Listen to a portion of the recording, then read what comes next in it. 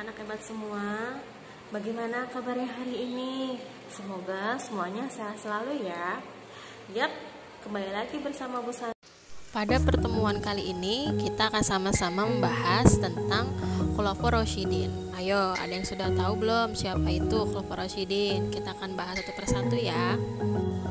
Nah, ini merupakan 4 orang yang termasuk dalam Khulafaur Rasyidin, yaitu ada Sayyidina Ali bin Abi Thalib, ada Sayyidina Umar bin Khattab, Sayyidina Abu Bakar As-Siddiq, dan Utsman bin Affan. Mereka adalah penerus perjuangan Nabi Muhammad SAW setelah beliau wafat.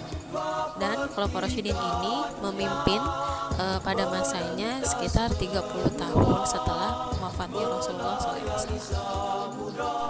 Dan ada sabda Rasulullah SAW yang bunyinya adalah, janganlah kalian mencaci sahabat-sahabatku, karena demi zat yang jiwaku di tangannya, andai kata salah seorang di antara kalian ada yang berinfak dengan emas sebanyak gunung Uhud, maka tidak ada yang bisa menyamai infak mereka sejumlah 1 mud atau kurang lebih 6 ons, tidak pula setengahnya. Nah, hadis ini merupakan hadis landasan dari Khulafaur Rasyidin itu sendiri, yaitu hadis riwayat Ahmad, Bukhari, dan Muslim.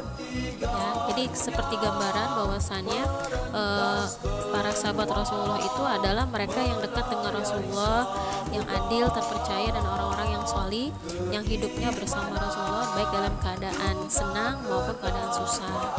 Hadis berikutnya adalah yang berbunyi, Rasulullah SAW bersabda, yang artinya, hendaklah kalian untuk mengikuti sunnahku dan sunnah Khulafaur Rasyidin yang mereka telah diberi petunjuk.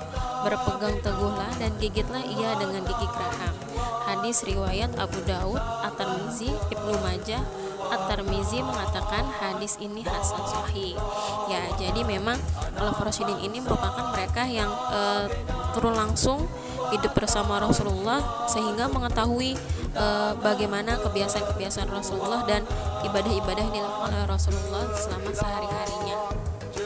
Yang berikutnya adalah sejarah dari Khulafaur Rasyidin ini sendiri. Nah, Nabi Muhammad SAW ketika itu wafat, sehingga fungsi sebagai Rasulullah itu tidak dapat digantikan oleh siapapun, bahkan oleh manusia siapapun di dunia ini. Karena pemilihan fungsi sebagai nabi atau sebagai Rasulullah itu adalah mutlak dari Allah Subhanahu wa taala. Nah, Nabi Muhammad SAW ini merupakan nabi dan rasul terakhir, penutup dari para nabi-nabi sebelumnya. Nah, lalu setelah Nabi Muhammad SAW wafat, pemerintahan Islam dipimpin oleh 4 orang sahabat terdekatnya. Kepemimpinan dari para sahabat Rasul ini disebut periode Khulafaur Rasyidin. Nah, apa itu Khulafaur Rasyidin? Nah, di sini artinya adalah para pengganti yang mendapatkan bimbingan ke jalan yang lurus.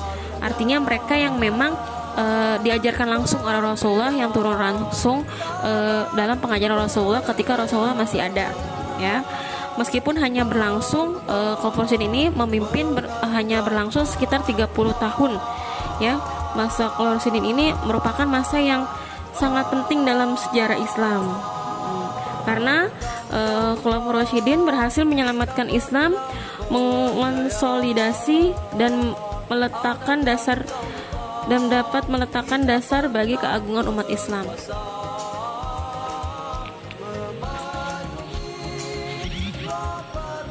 Yang berikutnya adalah pengertian dari Khulafaur Rasyidin.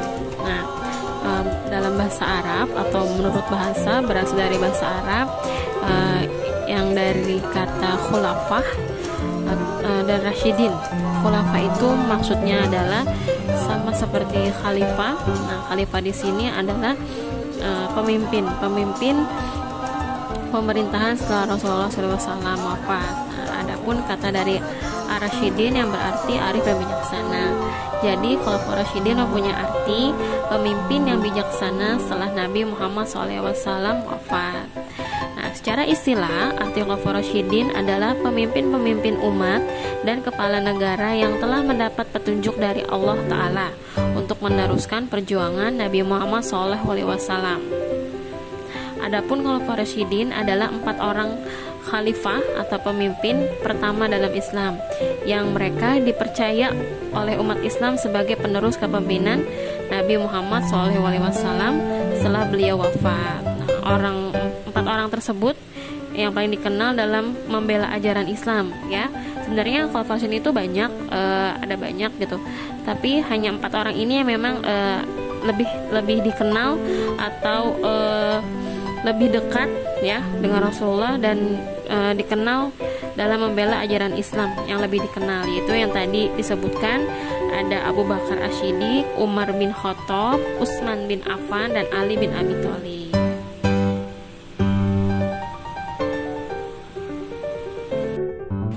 Berikutnya adalah kedudukan dan tugas dari Khulafaur Rasyidin. Untuk kedudukan itu ialah yang pertama pastinya sebagai pemimpin umat Islam, kemudian sebagai kepala negara dalam kepala pemerintahan, dan penerus perjuangan Rasulullah dalam menyebarkan Islam. Itu untuk kedudukannya. Kemudian untuk tugasnya ialah melanjutkan dakwah dan risalah Nabi dalam membina umat sesuai Al-Quran dan As-Sunnah. Kemudian memerangi orang yang akan merusak Islam. Kemudian memerintah sebagai kepala negara dan kepala pemerintahan dan mengembangkan memperluas wilayah dakwah Islam. Itu merupakan kedudukan dan tugas dari Khulafaur Rasyidin itu sendiri. Berikutnya adalah keutamaan-keutamaan dari Khulafaur Rasyidin itu sendiri. Nah, dasar dari keutamaan itu adalah hadis Rasulullah SAW yang bunyinya, sebaik-baik umat adalah generasiku, kemudian sesudahnya, hadis riwayat Bukhari Muslim. Nah, maka dari itu kita diwajibkan untuk juga sama-sama mengimani dari Khulafaur Rasyidin itu sendiri.